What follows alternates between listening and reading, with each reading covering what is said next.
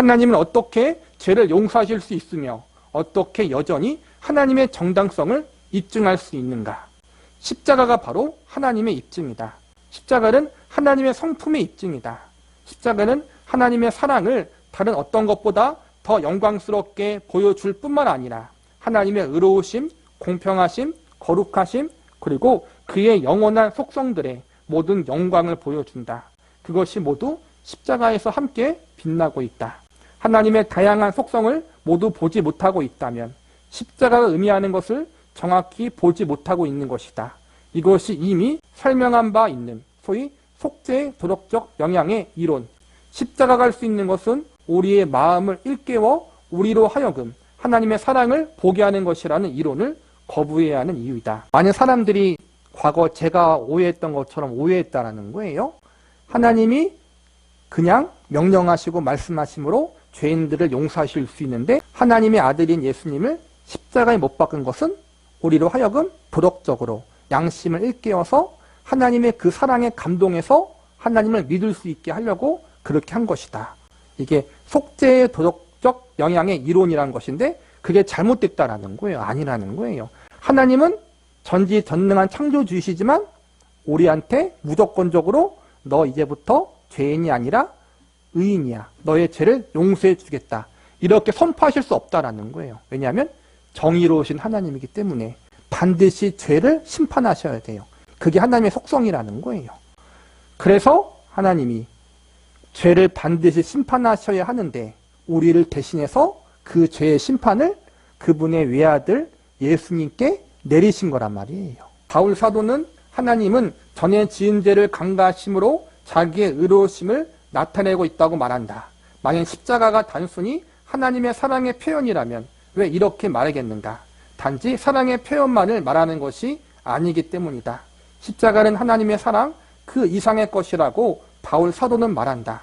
만약 십자가가 단순히 하나님의 용서만을 선포한다면 우리는 하나님의 말씀을 의지할 수 있을지 없을지, 또 하나님은 의로우시며 공평하신지 아닌지를 질문하게 될 것이다.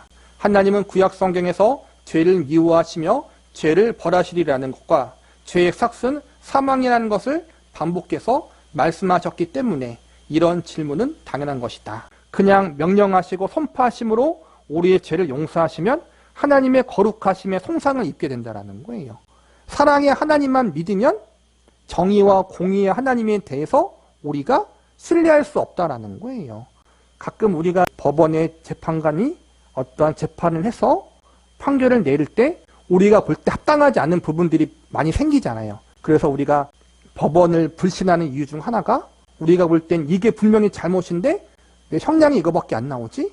이 사람은 사형을 받아야 되는데 왜 집행유예지? 그럴 때가 있잖아요. 분노하잖아요. 그가 지은 죄에 대한 합당한 판결이 아니기 때문에 우리가 하나님께 그럴 수 있다는 거예요. 사랑의 하나님을 믿지만 정의와 공의의 하나님에 대해서 우리가 신뢰하지 못한다면 하나님에 대해서 온전히 의지할 수 없다는 거예요. 하나님은 죄를 용서하시는 사랑의 하나님일 뿐만 아니라 죄를 반드시 심판하시는 정의와 공의의 하나님이 되어야 해요.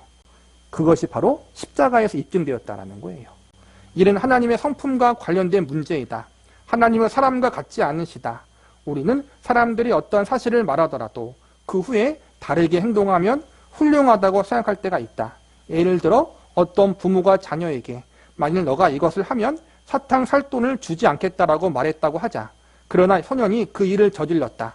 그때 아버지는 그를 용서하면서 그에게 사탕 살 돈을 준다. 우리는 그것이 사랑이며 참된 용서라고 한다.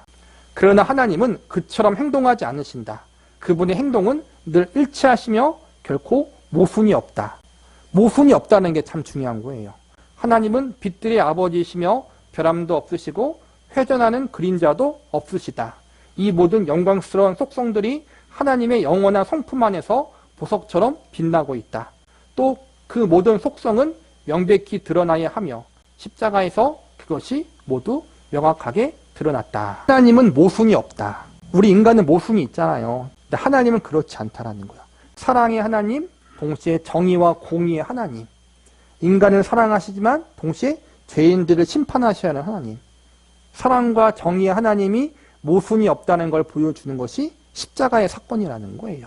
그래서 십자가는 하나님이 모순이 없으신 분이시다. 사랑과 정의의 하나님이심을 우리에게 입증해 주는 사건이라는 거예요.